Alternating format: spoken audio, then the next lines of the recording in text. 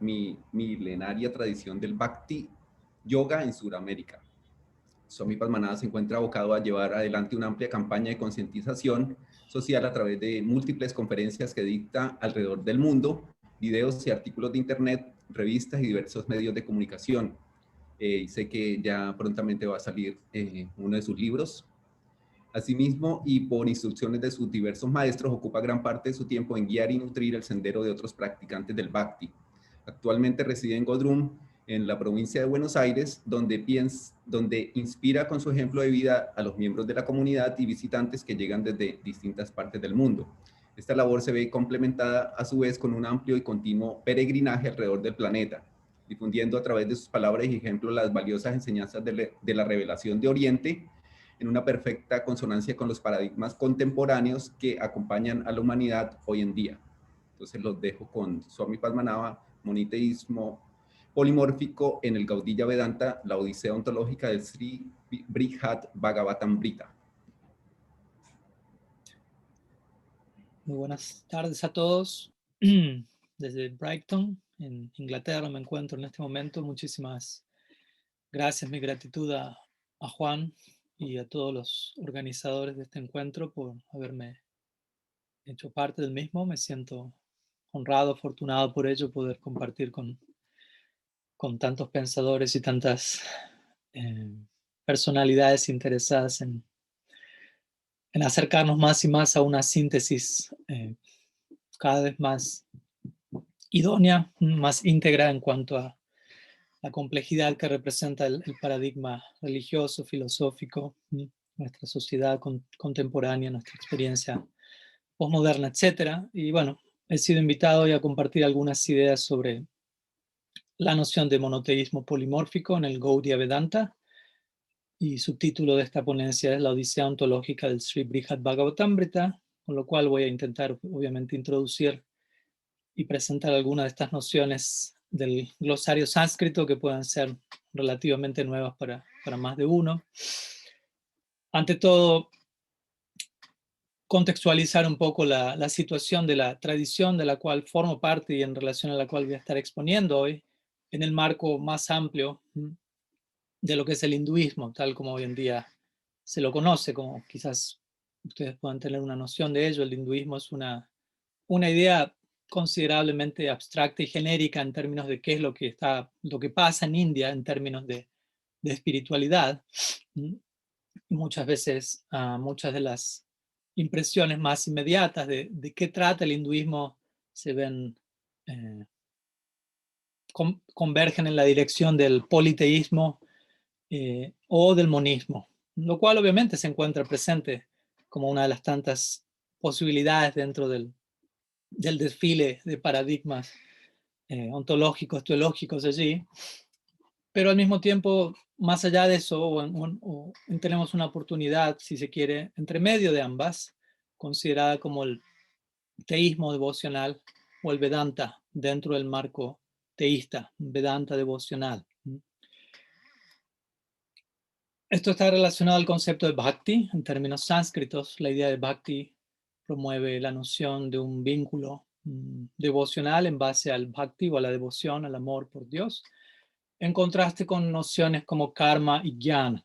Karma, más allá de referirse al ciclo de acción-reacción, como quizás ya conocen, se refiere a la acción fruitiva dentro de este plano, en la cual el adorador, el practicante, intenta obtener diferentes experiencias de índole temporal, básicamente. Y por otro lado, el concepto de gyan o conocimiento en última instancia apunta a la meta última de mukti, o una liberación de orden monista, en donde la noción de individualidad se disuelve, se funde en una experiencia, en una percepción no diferenciada. Pero como digo, dentro de la escuela devocional del Vedanta, ya que a la hora de hablar de Vedanta también es importante diferenciar la más conocida tradición Vedanta, que es Advaita Vedanta, promulgada por Shankara, la cual apunta a esta noción no diferenciada, y por otro lado la noción del teísmo devocional vedántico, especialmente en este caso relacionado a la tradición que estudio y practico, conocida más específicamente como Gaudiya Vedanta. la cual promueve una noción monoteísta y por encima de ello, tal como el subtítulo de la exposición lo indica, una noción de monoteísmo polimórfico, lo cual obviamente nos habla de una noción de un Dios, quien se presenta dentro de esa unidad absoluta en una infinidad o variedad de rostros, podríamos decir. Un Dios en múltiples presentaciones. Una personalidad infinita, quien dentro de su infinitud expresa diferentes momentos emocionales. Muchas veces quizás están familiarizados con la noción de avatar. Sé que en Occidente hay por allí una película con ese nombre, si no me equivoco.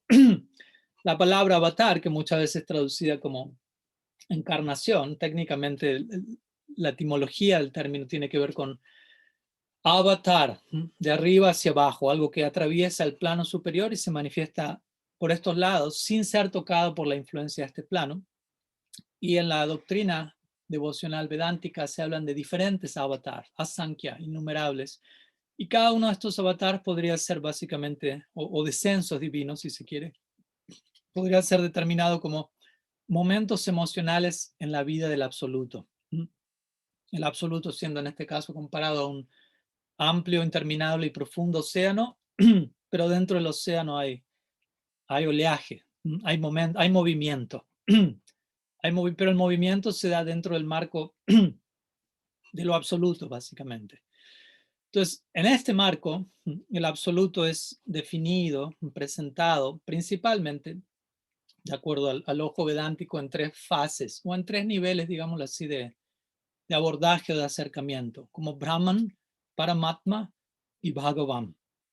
Entonces, Brahman se refiere a esta noción de energía omnipresente, no diferenciada del absoluto, una especie de efulgencia amorfa, todo penetrante, en la cual aquel que decide de alguna manera ser parte de ello, el ser parte de ello implica hacer a un lado la noción de individuo separado para entrar en una especie de homogeneidad con lo que es la experiencia de Brahman o del absoluto no diferenciado.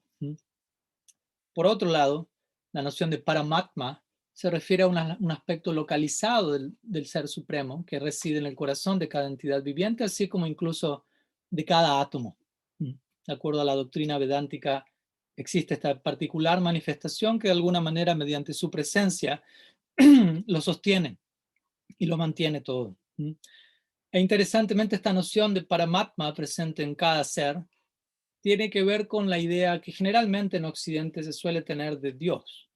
Básicamente Dios monitoreando, si se quiere, este plano. Un aspecto de Dios principalmente abocado a regular los movimientos del plano material y de las almas que habitan dicho plano material. Monitorear el karma, básicamente, las acciones que se dan en el marco de lo que en sánscrito se conoce Maya Shakti, o la energía temporal, y Jiva Shakti, o las almas que habitan dicha plataforma.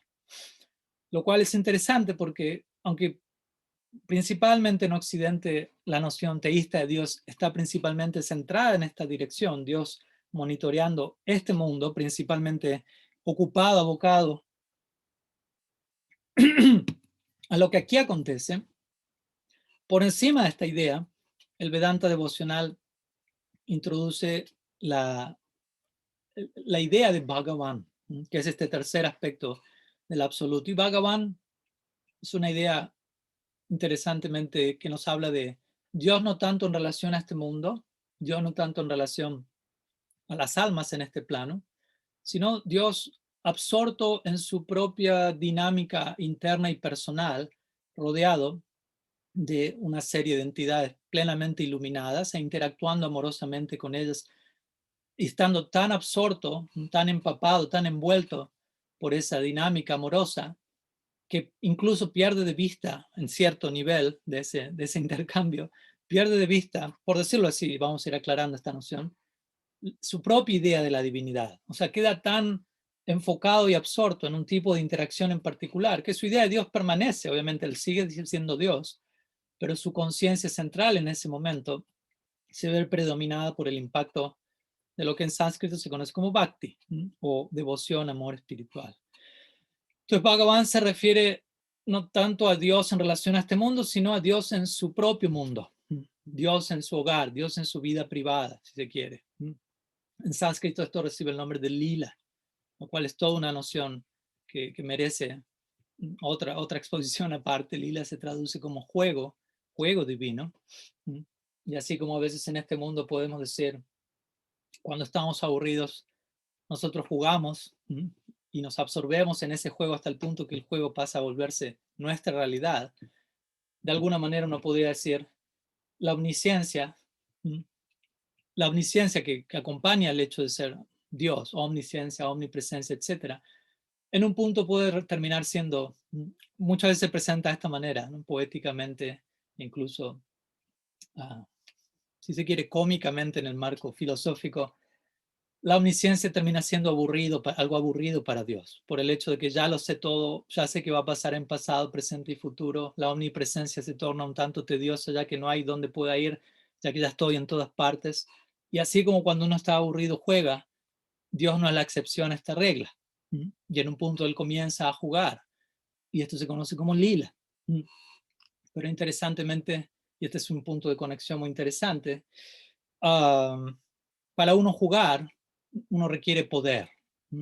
Por ejemplo, en este mundo, si uno como niño jugaba, uno puede jugar porque hay poder invertido detrás de nosotros. Nuestros padres están trabajando e invirtiendo tiempo, energía, dinero para que nosotros podamos jugar. Cuando nosotros somos adultos y deseamos jugar, o en otras palabras, tomarnos unas vacaciones, necesitamos tener poder, una cuenta bancaria y cierta inversión allí para poder tomarnos ese tiempo libre. Entonces, en otras palabras, la doctrina vedántica entabla una íntima conexión entre la idea de poder y juego, de divinidad y aquello que de alguna manera se da por encima de la noción de divinidad, de Dios como Dios meramente. Entonces, y en sánscrito indica esto, la palabra deva en sánscrito se traduce como Dios, pero el término deva proviene del dhatu o de la raíz sánscrita div, y div significa jugar. En otras palabras, cuanto más Dios juega, más Dios es, ¿no? Cuanto más Dios se absorbe en este lila, en este juego divino, más de alguna manera muestra su verdadero rostro como todo lo que Dios puede llegar a volverse, como todo el potencial que acompaña la noción de ser Dios. Me he explayado un poco más en términos de esta última idea de Bhagavan, porque la obra Brihad Bhagavatamrita que hoy vamos a introducir se centra principalmente en esta dirección, pero brevemente quería dar esta visión panorámica de estos tres aspectos del absoluto, Brahman, Paramatma y Bhagavan, que al mismo tiempo, como digo, nos hablan de una misma persona, de un mismo absoluto no dual, que dentro de esa base no dual expresa diversidad, sin comprometer esta unidad subyacente.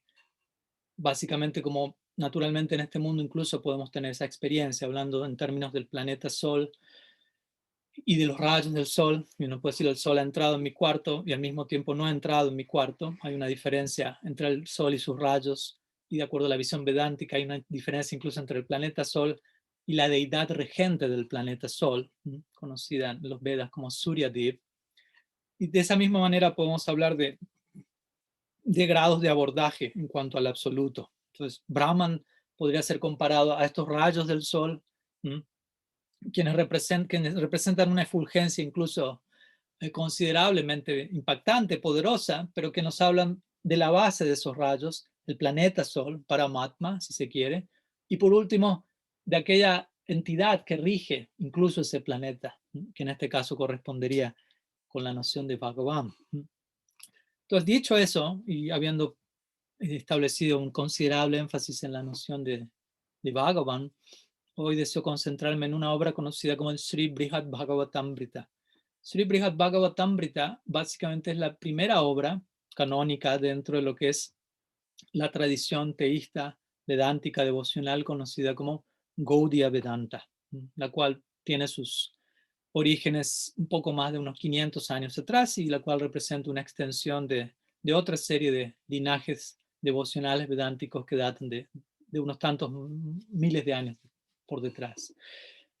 Entonces, en este Brihad Bhagavatamrita se enfatiza el logro personalista de Bhagavan, se enfatiza esta realidad teísta como un aspecto de lo divino que se presenta como una persona, como vamos a ver, que posee una forma espiritual. Aquí comenzamos a lidiar con muchas de las paradojas que, como bien se venía mencionando en la exposición previa, son necesarias de integrar y de acomodar en toda tradición, toda aparente contradicción que invita a una síntesis superior. Para la visión vedántica devocional, la forma no es un limitante a la hora de hablar del absoluto, pese a que nuestra experiencia tridimensional por estos lados así parece indicarlo. Forma parece delimitar, parece limitar, parece asfixiar, si se quiere, la expresión de lo ilimitado, y muchas veces, naturalmente, la conclusión lógica dentro de este plano es: si todo aquí tiene forma y al mismo tiempo es limitado, por ende aquello que no tiene forma, aquello que es ilimitado, ha de no tener forma. Pero la visión vedántica va un paso más allá del plano amorfo y promueve la noción de forma espiritual, forma que más que contraer o que limitar, expande y facilita. Y en este mismo plano tenemos esa experiencia, por ejemplo, a la hora de hablar del arte, de la expresión artística, en donde un artista tiene cierto arte inherente, por decirlo así, que desea expresar, y para ello requiere un lienzo, requiere un pincel, requiere ciertas formas que facilitan la expresión de esa abstracción latente que de alguna manera busca salir a la superficie, si se quiere. Entonces, de la misma manera podemos concebir esta noción de Bhagavan, del ser supremo personalizado, con una forma espiritual que facilita. ¿Y qué es lo que facilita? La interacción amorosa. De acuerdo a la noción del bhakti, el amor espiritual, la interacción devocional requiere de más de uno, requiere de dos, requiere de individualidad y requiere de forma. Entonces, este Brihad Bhagavatamrita, interesantemente, es una obra sánscrita presentada en una dinámica de novela. Y esta novela ilustra básicamente lo que en sánscrito también se conoce como abhisar. Abhisar es un término muy interesante que habla del viaje romántico.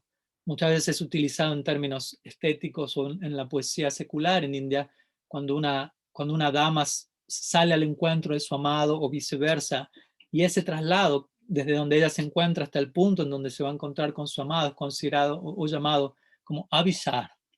Pero esta idea de abhisar también se aplica al viaje del alma, a la travesía existencial del alma en la búsqueda de su más elevado potencial horizonte. Entonces, partiendo desde aquí y llegando allí, si se quiere.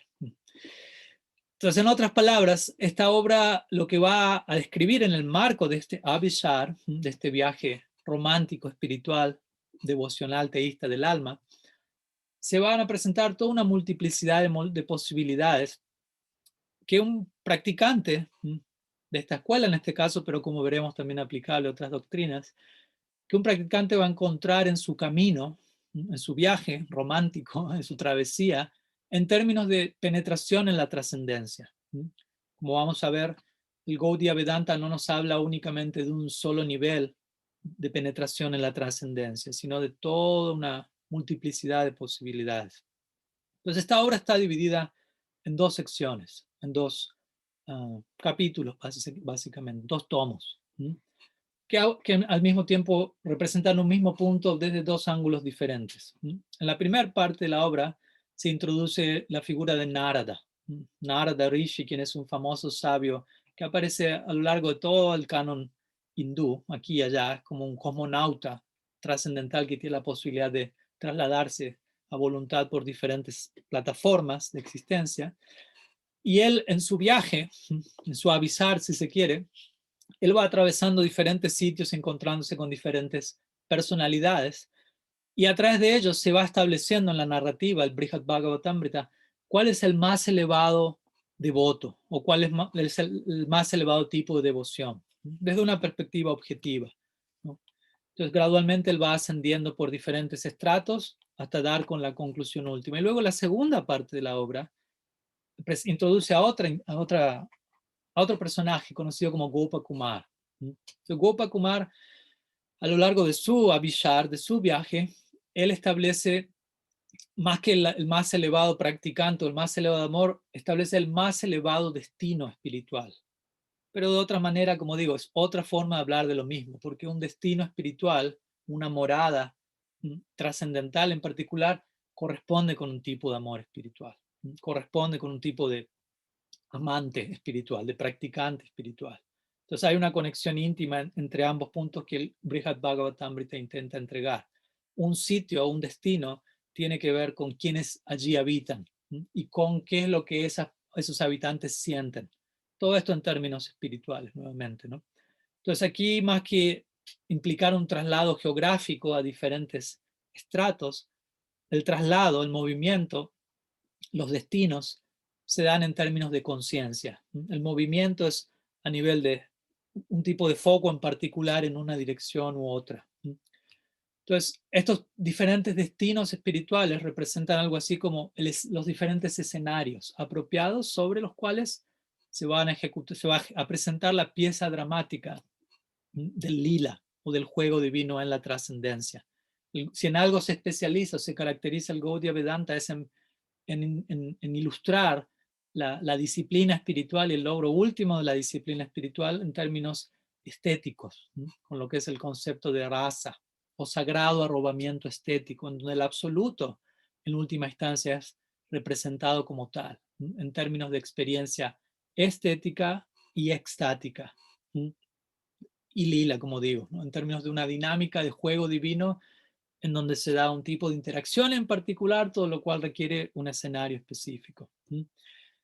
Y otro punto importante que se da en este Brihad Bhagavatamrita es la idea de cómo cada una de las formas espirituales de Dios, cada una de las diferentes presentaciones, o como dije, momentos emocionales, diferentes rostros del absoluto, cada una de estas formas es, por decirlo de alguna forma, tallada por un tipo de amor en particular.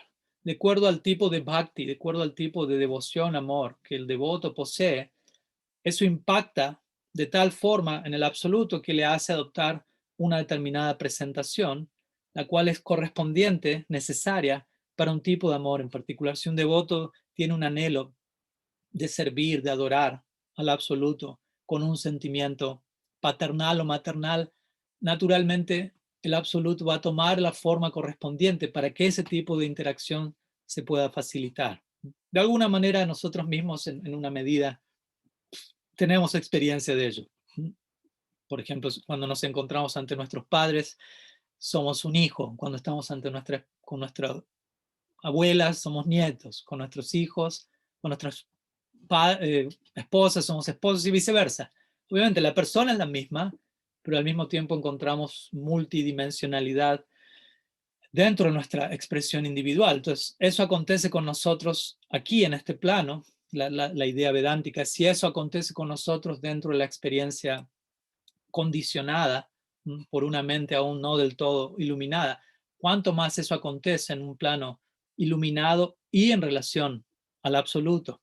Entonces, en otras palabras, esta idea central que el Brihad Bhagavatamrita intenta entregar es: existen diferentes formas de Dios, hay polimorfia, pero esas diferentes formas de Dios se dan a diferentes formas de amor, diferentes variantes amorosas. El amor no es unidireccional en un sentido, no es abstracto, ¿no? No hay un solo tipo de amor. Existe el amor, como digo, de padre, de madre, de hijo, de hermano, de sirviente, de amante, etcétera. Y cada forma de amor que conocemos en este mundo y que de acuerdo a la doctrina Gaudiya Vedanta existe en este mundo principalmente porque existe en el otro mundo, y lo que llegamos a encontrar aquí prácticamente no es más que un reflejo, un indicativo de lo que allí existe de forma permanente y profunda en su más elevado sentido. Recuerdo en una ocasión alguien le preguntó a mi maestro: ¿existe realmente la vida sexual allí? ¿No? ¿Existe la vida sexual en el plano espiritual? Y la pregunta insistía: ¿pero realmente? ¿Existe realmente? Y él respondió, ¿no? Como en formato koan, if you will, de una manera interesante. Él dijo: tú no entiendes, ¿no? Aquí no existe vida sexual real, ¿no? ¿No? Básicamente indicando, allí es donde todo existe de manera real, y lo que aquí recibimos es una versión diluida de lo que allí existe en su max pleno exponente. Esa es básicamente la orientación Gaudiya Vedanta en relación a los diferentes planos de existencia. Entonces, diferentes formas de Dios existen debido a diferentes formas de amor. Entonces, un mismo Dios, monoteísmo polimórfico, presentándose a sí mismo en diferentes rostros debido a diferentes tipos de afecto, porque básicamente, como el Bhagavad Gita, Krishna lo indica en el Bhagavad Gita, en otros textos, en la medida en que alguien se acerca a mí de una manera en particular, que me adora a mí, que medita en mí de una forma en particular, yo reciproco acorde a ello.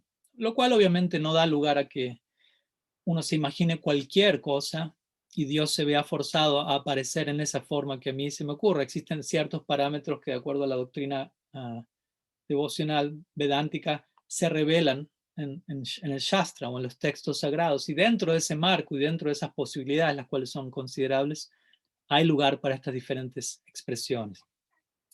Entonces, habiendo dicho eso, quería pasar ahora a la secuencia básica de esta obra, en donde, como digo, se entregan diferentes niveles de concepción de Dios y él aceptando cada uno de esos acercamientos, incluso del nivel más básico hasta el más desinteresado y consagrado. Hay personas que se acercan a Dios únicamente en busca de disfrute personal, separado, de riquezas en este plano, y Dios como alguien que puede bendecir esa búsqueda o facilitar ese logro. Y Dios acepta, al menos se acerca a mí con el deseo que fuere. Entonces, personas se acercan a Dios tratando de obtener riqueza, disfrute en este plano. Personas se acercan a Dios estando afligidas, muchas veces siendo esa aflicción la consecuencia de haber querido explorar el mundo de los sentidos de forma excesiva. Hay personas que se acercan a Dios simplemente debido al temor de qué ocurrirá de no acercarme a Dios. Hay personas que se acercan a Dios debido a un deseo, una sed por conocimiento en relación a Dios. Hay personas que se acercan a Dios debido a un sentido del deber o dharma. Él ha de ser servido, él ha de ser adorado porque es Dios. Y por último, hay personas que se acercan a Dios por amor, queriendo servirle, queriendo amarle y no esperando algo para ellos mismos a cambio. Y dentro de ese acercamiento amoroso existen diferentes niveles de ello. Y este Brihad Bhagavatamrita se va a centrar principalmente en esta última alternativa. Pero antes de abordar algunas de estas variantes, el Brihad Bhagavatamrita resume los primeros tipos de acercamiento en relación a la noción de aquellas personas que se acercan a Dios o que adoran a Dios, pero con la intención no tanto de ir donde Él o de servirle a Él en alguno de estos planos permanentes, sino de alcanzar un plano que en sánscrito se conoce como Swarga, que se traduce como planetas celestiales y que interesantemente corresponde en gran parte con la idea que muchos de nosotros en Occidente suele tener de el cielo, que básicamente es voy a ir a un lugar en donde voy a poder hacer todo lo que en el momento presente me gusta, pero sin ningún tipo de repercusión kármica, por decirlo así, sin ningún tipo de reacción que obstaculice mi experiencia de eso mismo que tanto me gusta. Y esa va a ser una estadía permanente. Entonces, en la cultura védica se presenta esta idea, aunque no es un estadio eterno, pero prácticamente eterno en comparación al tiempo relativo, tal como lo vimos aquí, como se vive en tales planos. Pero de vuelta, nuevamente, Dios no forma parte central de esta ecuación, sino que Dios está allí, se le adora, facilita mi logro de semejante experiencia, pero una vez que se alcanza lo que yo deseo, Dios pasa a un segundo plano detrás de la cortina, básicamente, y mi propia experiencia, si se quiere, separatista, es el eje, y por lo tanto, eventualmente es insostenible y uno cae de tales planos. Entonces, el Brihad Bhagavatamrita primeramente presenta esa noción, y luego de ello pasa a analizar las diferentes posibilidades de penetración en la trascendencia. Primeramente hablando de Vaikuntha, uno de los tantos planos que corresponde con Vishnu o Narayan, una forma del absoluto de Dios, el cual explícitamente es percibido por los habitantes de ese plano como Dios y por lo tanto es adorado en lo que se conoce como Aishwarya, o un sentimiento reverencial en donde hay cierta distancia, donde se lo ama, pero se lo ama porque Él es Dios, se lo sirve porque Él ha de ser amado y servido debido a que es Dios, y eso genera cierta reverencia y no promueve el tipo de intimidad que vamos a ver en otros planos.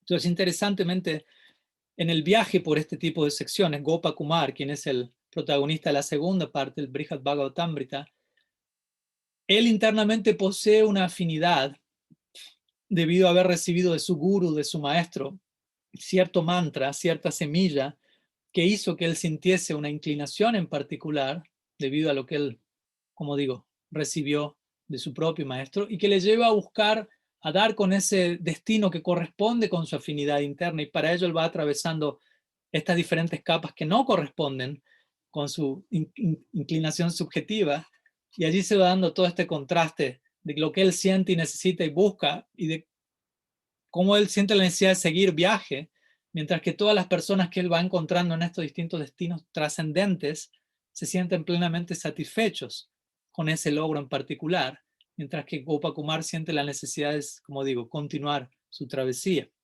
Entonces, cuando Gopakumar llega a Vaikunta, se encuentra con los habitantes de este plano, sirviendo a Vishnu, Narayan, con amor, con alegría, pero estando conscientes él es Dios, generando la debida distancia, reverencia.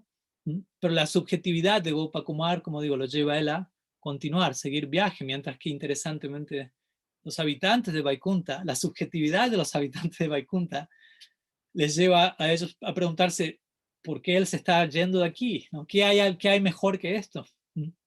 ¿Qué hay mejor que esto? Y la subjetividad de Gopakumar los lleva a él a retirarse de allí, mientras que la otra subjetividad los lleva a ellos a quedarse allí. Entonces luego Gopakumar continúa viaje y llega a otro plano conocido como Ayodhya, donde allí se presenta otro rostro del absoluto conocido como Ram o Ramachandra, quien es Dios nuevamente, pero aquí con un cierto vestigio de humanidad. Aquí el elemento de humanidad comienza a fundirse más en la ecuación divinidad, humanidad, divinidad, humanidad. Y cada uno de estos destinos, vale aclarar a esta altura, que Gopakumar va atravesando, son destinos permanentes en la eternidad, ¿no? De acuerdo a la doctrina Gaudiya Vedanta, no existe solamente un cielo, por decirlo así. ¿Por qué? Porque no existe solamente un Dios. O sea, hay un Dios con múltiples facetas y cada una de estas facetas posee su morada respectiva, su destino particular en donde cada devoto allí habita. Entonces, en esta plataforma donde Gopakumar se encuentra con Ram, Ram es una forma del absoluto que aparece como un rey ideal, como un rey completamente libre de toda corrupción, completamente dedicado al dharma, al deber, al autosacrificio en pos de sus súbditos, etc. Y allí él se encuentra también con el epítome o el ejemplo perfecto de devoción por Ram. En cada una de estas moradas él va encontrando a los ejemplos perfectos de devoción por ese aspecto en particular.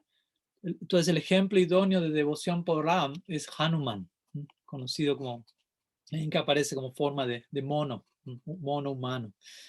Entonces un aspecto muy importante aquí en relación a lo que es la noción de objetividad, subjetividad, es que Gopakumar posee una afinidad, como vamos a ver, no por Ram, sino por Krishna y una forma en particular de Krishna.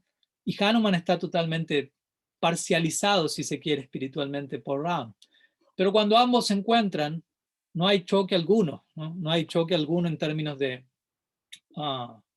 conflicto teísta, ontológico, ni nada por el estilo, sino que ambos tienen muy en claro, estamos adorando a la misma persona, pero en diferentes modalidades, si se quiere. Esto en sánscrito se conoce como tattva y bhava.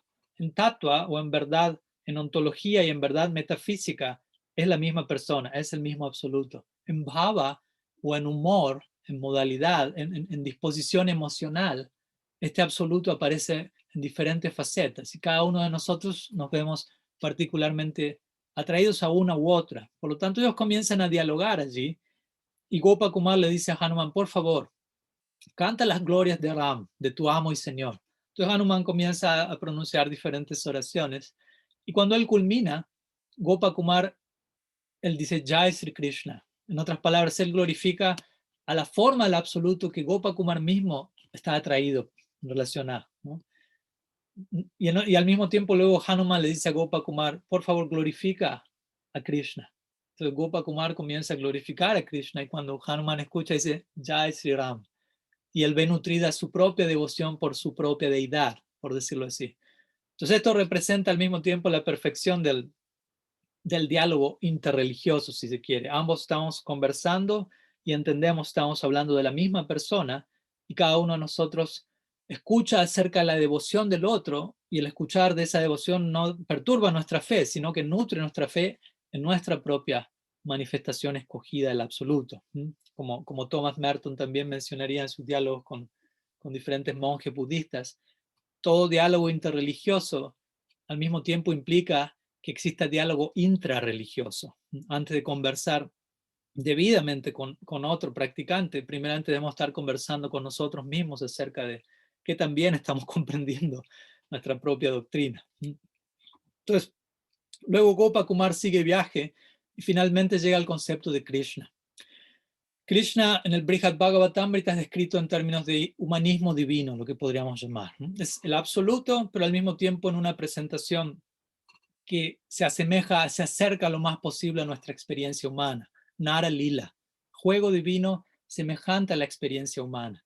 Y allí Krishna es servido, adorado en diferentes disposiciones. En un humor de servidumbre, en un humor de amistad, interesantemente, de igual a igual, como un amigo, o en humor de vatsalya, que significa relación paternal o maternal, en donde Krishna no es visto como el padre o madre, sino que él es el hijo y es el objeto del afecto paternal y maternal de devotos con dicha afinidad. Y en última instancia, lo que se conoce como madhurya o afecto conyugal, relación romántica, lo cual encontramos en otras tradiciones a la hora de escucharnos el cantar de los cantares y demás presentaciones, en donde este tipo de posibilidades está allí. Entonces, esta noción de Krishna y de humanismo divino nos hablan no solo de Krishna como Dios, como dije hace un rato, sino más bien de Dios aburrido de su omnisciencia, omnipotencia y absorbiéndose en juego divino y siguiendo siendo Dios en alguna parte, por decirlo así, pero siendo algo más, siendo Él mismo. Dios cuando Dios quiere ser Él mismo. El ejemplo que a veces se da es el presidente de un país, él se encuentra en la casa presidencial, él es el presidente, todos están conscientes de ellos, todos actúan acorde, pero cuando él llega a su hogar, quizás su nieto lo está esperando y el nieto no está pensando, el presidente de la república está llegando, él piensa, mi abuelo está llegando. Y él salta sobre la cabeza de su abuelo y le dice, al suelo, muévete como una serpiente. Y esa persona que quizás pueda presionar un botón y acabar con un país, se encuentra arrastrándose por el suelo por la fuerza del afecto. Y en ese momento él está completamente olvidado de su rol como presidente, aunque lo sigue siendo. Él es alguien más allí, no es alguien menos. Él sigue siendo presidente, pero se vuelve algo más. Entonces esta idea en la cultura vedántica devocional es conocida no solo como Bhagavan, sino Swayam Bhagavan, lo cual significa Dios cuando Dios desea ser el mismo. Dios más allá de Dios, Dios en la intimidad de su hogar, en la intimidad, en la informalidad del afecto más profundo.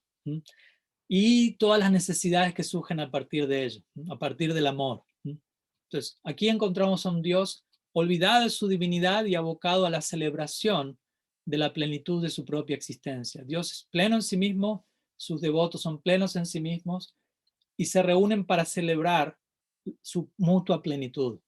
¿No? Cuando uno está lleno, cuando uno está vacío, tiene ciertas necesidades en términos de llenar ese vacío. Cuando uno está lleno, tiene ciertas necesidades de celebrar esa plenitud. Entonces eso es lo que acontece en la interacción amorosa entre Bhagavan, Krishna y sus devotos, ¿no? Surgen necesidades, no debido al vacío de ambas partes, sino a la plenitud que se encuentra entre ambos, y surgen necesidades de servir en ese plano. Por otro lado, cuanto más no necesitado una forma de Dios se encuentra, menos oportunidad para ofrecer servicio existe allí. Pero en la concepción Gaudiya Vedanta, en el plano más elevado, en este plano del juego divino, Dios se encuentra totalmente necesitado debido a las necesidades que surgen debido a la plenitud del amor, y hay profunda posibilidad para ocuparse uno en servicio. También interesantemente, llegando un poco a la recta final de mi presentación, en esta obra cada una de las personas con las que Gopa Kumar se va encontrando y de quienes va percibiendo sus diferentes niveles de amor y de devoción, cada uno de ellos piensa, hay alguien más por encima mío. Hay alguien más que ha recibido, que posee un tipo de amor más más consagrado. Pero al mismo tiempo, interesantemente, cada una de esas personas se siente plenamente satisfechas con su propio logro. En otras palabras, objetivamente hablando, el Brihad Bhagavatamrita entrega una jerarquía, una secuencia de consagración religiosa o de dedicación espiritual, una dimensión de profundidad y amplitud del amor. Objetivamente hablando, podemos hablar de niveles de ello, pero subjetivamente hablando, podemos decir, cada cual va a sentir que su disposición, que su afinidad es la mejor, lo cual no implica que obviamente que uno tenga que pensar que los demás tengan que alinearse con lo que para mí es lo mejor. Gopa Kumar es el ejemplo central de eso, ¿no? Subjetivamente él tenía una afinidad y él se encontraba insatisfecho hasta no llegar hasta ese punto, debido al mantra que él recibió de su guru, el cual lo dirigía a él en una dirección en particular. Y pese a que objetivamente, de acuerdo a la tradición Gaudiya Vedanta, se establece que el vínculo de amor romántico por Dios es el tipo de relación más dulce que uno puede experimentar, el tipo de experiencia extática más, más meliflua, si se quiere, objetivamente hablando. Subjetivamente hablando, quizás no a todo el mundo le guste tanto el dulce. Por lo tanto, alguien encontrará como más gustoso, como favorito, otro tipo de disposición. El mango objetivamente quizás es la fruta más dulce, pero subjetivamente a alguien le puede gustar más la manzana, la pera, etc. Y no hay ningún problema. Cada cual va a sentir que su abordaje del absoluto es el mejor y cada cual tiene razón, básicamente. Entonces, en esta obra encontramos de igual manera el énfasis, un tipo similar de énfasis en objetivamente cuál es el tipo de abordaje más profundo y más intenso en términos de raza o sagrado arrobamiento estético, pero al mismo tiempo un igual tipo de énfasis en cuanto a la subjetividad para cada cual su experiencia personal va a ser la individual, va a ser la superior. Entonces, un breve resumen, obviamente esta obra consta de cientos y miles de versos, requiere toda una exposición muchísimo más detallada, pero intenté en esta exposición compartir algunas nociones del rol y la interacción entre la objetividad y la subjetividad, e incluso la supersubjetividad, si se quiere, en el marco de la teología, la ontología del Gaudiya Vedanta, a través de lo que fue su mismísima primera obra dentro de la tradición, lo cual, siendo la primera obra, la tradición de alguna manera contextualiza todo lo que venga luego de ello, el desarrollo de esta escuela. Y como digo, en una tradición que aboga por ambos elementos, como fundamentalmente necesarios para permitir la existencia del otro. Unidad, diversidad, objetividad, subjetividad. Y desde ya todo esto es aplicable no solo a la escuela de Gaudiya Vedanta, sino también a otras tradiciones en donde las nociones de unidad y de diversidad han de convivir de tal forma que ambas puedan ser celebradas, si se quiere, ¿no? Y no tanto que una sea vista como una amenaza para la otra, que una atente contra la otra. Variedad, diversidad y unidad, como se dice a veces en el dicho popular, diversity is the spice of life, ¿no? La diversidad, la variedad es el condimento de la vida, pero al mismo tiempo si ponemos demasiado condimento en una comida, no va a ser muy digerible, que digamos. Si no hay condimento, quizás sea insípida. Entonces, el Gaudiya Vedanta propone, no estamos tan interesados en la mera unidad absoluta, puede terminar siendo aburrida, por decirlo así, pero tampoco estamos interesados en una diferenciación, diversidad absoluta y extrema, porque eso va a dar lugar a un constante conflicto. Entonces, más bien se invoca en el marco del Bhakti, si se quiere, el sendero intermedio de integración, unidad y diversidad. Entonces, para el Vedanta devocional de India, lo absoluto, la noción ideal del absoluto implica esta perfecta fusión entre lo objetivo y lo subjetivo, ¿no? Y desde allí se intenta narrar toda la historia. Porque ¿qué es la objetividad en última instancia sin subjetividad? Esa es la propuesta del Vedanta devocional. La objetividad implora a la subjetividad el ser comprendida, ¿no? Y viceversa, al mismo tiempo.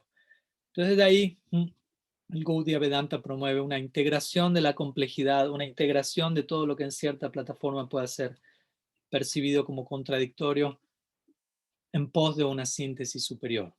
Así que algunas ideas que quería compartir hoy en relación a a la noción de monoteísmo polimórfico en el Gaudiya Vedanta, en relación a esta viaje, travesía Vishar, odisea ontológica que el Brihad Bhagavatamrita nos entrega. Muchas gracias por su tiempo, por su atención, por la invitación y desde ya, si no me equivoco, quedan algunos minutos, si es que alguien tenga alguna Claro que sí. pregunta, algún comentario. Maharaj, muchas gracias por la charla, muy interesante, muy da también para mucha discusión. Hay varias preguntas ya. Quisiera saber si los ponentes acá tienen la posibilidad de abrir el micrófono por si desean hacer algún primer comentario o preguntas. También pueden escribir si quieren. Acá a ver, en Facebook. Bueno, están mandando saludos de Facebook.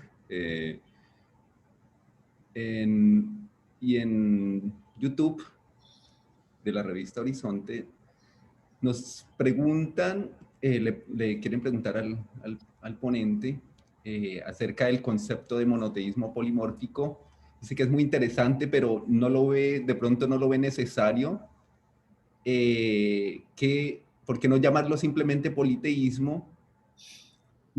O por qué no relacionarlo o entenderlo como un concepto que no conocía, que dice enoteísmo, en el cual aparentemente hay varios dioses, pero uno de ellos es más relevante o importante que los demás.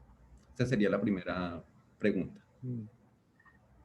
Pues básicamente la noción del Gaudiya Vedanta es que no existe más de un Dios, si se quiere. Básicamente existe un Dios y por ende es Dios, ¿no? Si hablamos en términos de más de un Dios, hasta un punto la supremacía de esa persona se sostiene. Y todas las demás expresiones o personalidades existen en términos de una relación de dependencia con, si se quiere, esa fuente original de todo. Entonces, la noción de politeísmo obviamente habla de varios dioses, varias personas diferentes, si se quiere, ocupando diferentes roles opuestos, lo cual en el hinduismo existe en la forma de los devas. A veces se utiliza esta idea de los devas o los dioses, hemos oído cerca de los Brahma, Shiva, Saraswati, etcétera. Indra, todo un panteón casi interminable. Se menciona que son 33 millones de ellos. No los vamos a mencionar a todos, no nos da el tiempo. Pero el punto es que se aclara técnicamente, claramente, que estas 33 millones de personalidades simplemente tienen que ver con entidades que rigen sobre los diferentes fenómenos del plano material, ¿no?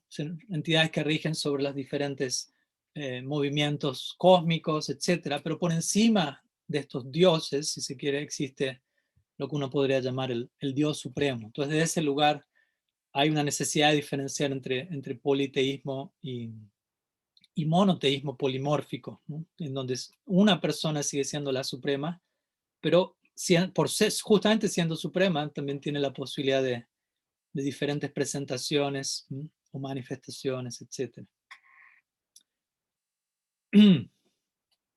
No sé si hay alguna otra pregunta. Sí, hay varias. Estoy aquí Okay. tratando de navegar. No hay problema.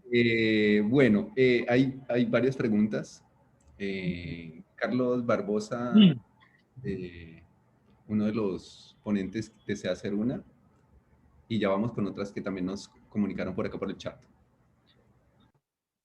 Creo que la pregunta se deja para mañana, por lo que puedo leer en el chat, pero no sé cómo decir. No, es mejor que la hagas de una vez. Ahí le estaba explicando a Carlos. Ok. Me está explicando.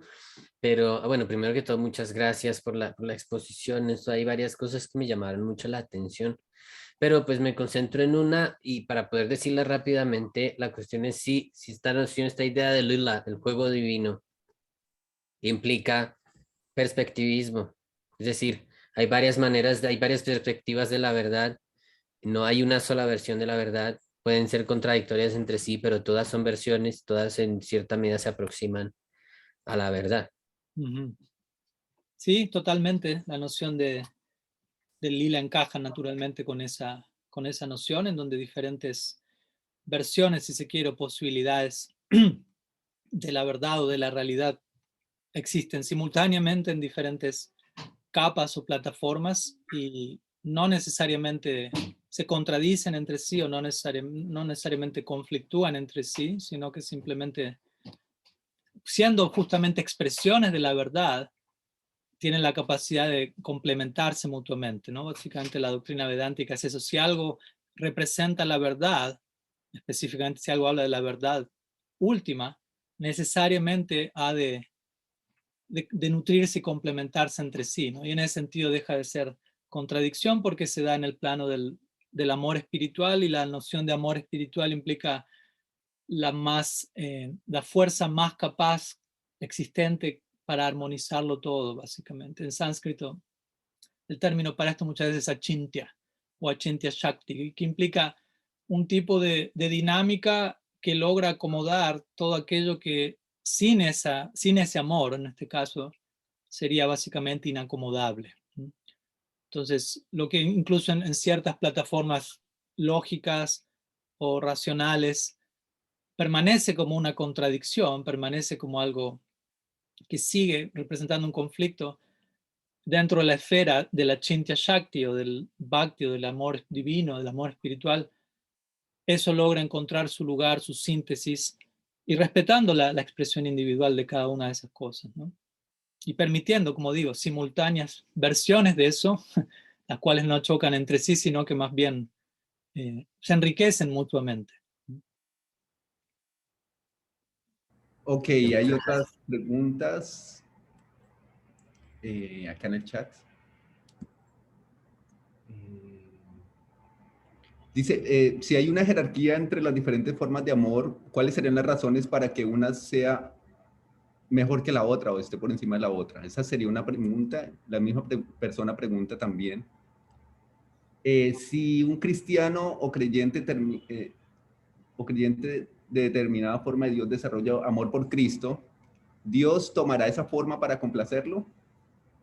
Entonces vamos con la primera pregunta. Si existen en relación a diferentes formas de amor, ¿podrías repetir, Juan, por favor? La primera pregunta. Si existen diferentes niveles de amor, jerarquía, si hay una jerarquía, ¿cuáles son las razones para que una esté más encima de la otra, o sea, mejor que la otra? Como menciono, ¿no? Eso va a ser algo que puede establecerse desde un lugar, desde una perspectiva objetiva, en donde, por ejemplo, como digo, una entidad puede adorar a Dios debido a que, o amar a Dios debido a que Él es Dios, y otra persona está amando a Dios no porque es Dios, sino por quién es Él, más allá del puesto. Es como yo decir, yo amo al presidente porque es el presidente. Hay un tipo de aprecio debido a esa designación, pero cuando yo llego a conocer a esa persona, incluso más allá de esa designación, el tipo de intimidad, de afecto es diferente. Entonces, de acuerdo a la perspectiva Gaudiya Vedanta, el termómetro, si se quiere, para medir la superioridad objetiva de un tipo de amor es, de vuelta, este concepto de rasa, o el tipo de experiencia extática o sagrado arrobamiento estético que se da en el devoto. No tenemos hoy quizás tiempo para analizar en detalle los síntomas de cada uno de estos acercamientos, pero hay una diferencia en cuanto a la intensidad de consagración emocional en relación al absoluto. Pero como digo, eso no sigue siendo en términos objetivos. En términos subjetivos, cada persona va a sentir, esta es la forma superior del absoluto, esta es la mejor forma en la que yo podría relacionarme con él, y cada persona tiene razón. Entonces, no estoy planteando la necesidad de establecer universalmente una superioridad única para todo el mundo, sino que, aunque objetivamente podemos hablar de un tipo de supremacía, si se quiere, en términos de intensidad de consumo emocional por parte del adorador y Dios reciprocando con ello, al mismo tiempo subjetivamente cada persona va a sentir mi abordaje es el mejor, no el mejor desde un lugar egocéntrico, obviamente, sino el mejor para mí. No necesariamente es el mejor para otros. Y para mí eso es un punto de entrada crucial a la hora del respeto y del diálogo interreligioso. Por un lado, tener la convicción personal, mi abordaje es el que siento mejor para mí, y al mismo tiempo me logro nutrir de lo que el abordaje de el otro siente como lo mejor para él o ella en su abordaje, y eso logra nutrir mi propio abordaje, ¿no? Ese tipo de integración me parece crucial, ¿no? Y la segunda pregunta, ¿puedes repetir, Juan, nuevamente, por favor, en relación al cristianismo y demás? Sí, si desarrolla, a ver, si un cristiano u otro creyente de determinada forma de Dios desarrolla un amor por Cristo, ¿Dios tomará esa forma para complacerlo? ¿Y será inferior ese tipo de amor o superior? Vuelvo a repetir, ¿no? La idea de qué será inferior o superior no tiene tanto que ver con lo que uno en última instancia pueda mencionar objetivamente. Para el Gaudiya Vedanta la realidad última es tremendamente subjetiva y súper subjetiva. La objetividad es obviamente una plataforma necesaria en la cual establecernos para luego ser arrojados profundamente, si se quiere, a un mundo de objetividad subjetiva, si se quiere. Entonces, no puedo hablar de manera específica porque cada persona también su abordaje de la realidad de Cristo de cada persona no es precisamente la misma, no todo el mundo tiene la misma noción de quién es Cristo, ¿no? Por lo tanto, su abordaje es diferente y la reciprocidad que llega a través de eso va a corresponder con una forma en particular. Algunos cristianos que personalmente conozco conciben a Cristo no como Dios, sino como un gurú, si se quiere, como el principio del maestro, a través del cual uno llega al Padre, ¿no? Jesucristo mismo en contadas ocasiones se expresó en tales términos. Algunos otros concebirán a Cristo como Dios mismo apareciendo en esta forma que sintetiza humanidad, divinidad. Entonces, nuevamente, de acuerdo a la orientación conceptual que acompañe la adoración de uno, va a haber un determinado fruto, una determinada manifestación de la realidad, lo cual obviamente no quiere decir que, por decirlo así, que si yo deseo concebir a Jesucristo como un rockstar, él está forzado a manifestarse con una guitarra eléctrica por la eternidad, porque esa es mi idea, ¿no? Como digo, hay ciertos parámetros, cierto criterio, al menos dentro de la tradición del Gaudiya Vedanta, en donde hay ciertos parámetros en los cuales uno puede abordar a la divinidad y eso va a dar un determinado resultado, que son parámetros lo suficientemente amplios y variados como para tener que escoger allí, ¿no? Entonces, pero básicamente esa sería la noción, ¿no? A través de, si uno adora a Dios de una determinada manera y esa manera encaja, digámoslo así, con el perímetro escritural de la tradición específica que uno siga, va a haber una amplitud de posibilidades, al menos dentro de la tradición del Gaudiya Vedanta, en los que Dios va a revelarse a esa persona en particular. Okay. Acá hay otra pregunta en el chat de Zoom que no la veo tan clara, que la voy a leer. ¿Qué característica debería tener un fenómeno para atribuirle una entidad divina, es decir, para considerarse como divino, me imagino? Siguiendo la primera respuesta que dio el ponente Swami. Sí, tampoco personalmente estoy tan seguro si comprendo la intención de la pregunta. ¿Qué característica debería tener un fenómeno para atribuir una entidad divina? Pues, o sea, por lo que entiendo, y ahí Carlos me dirá si entendí bien la pregunta, y pido perdón si no lo he hecho, pero básicamente, de vuelta, el concepto de divino puede ser un tanto esquivo, en el sentido de que, estrictamente hablando, de acuerdo a la doctrina Gaudiya Vedanta, en última instancia todo es divino, porque todo tiene una conexión inherente con su fuente divina. Incluso, como mencionaba nuestra exponente primera, ¿no? Cualquier átomo, cualquier elemento tiene el potencial de ser venerado si uno tiene el ojo para reconocer ese vínculo con lo divino, ¿no? Como una vez le preguntaron a un maestro, ¿no? ¿Por qué ustedes en la India adoran a la vaca? Y él dijo, en verdad, en nuestra cultura no adoramos a la vaca, en nuestra cultura lo adoramos todo, adoramos la escoba con la que se barre el templo, adoramos cualquier átomo, porque cada átomo, estrictamente hablando, posee el potencial de revelarnos a su fuente divina. Y por ende, todo es divino en ese sentido.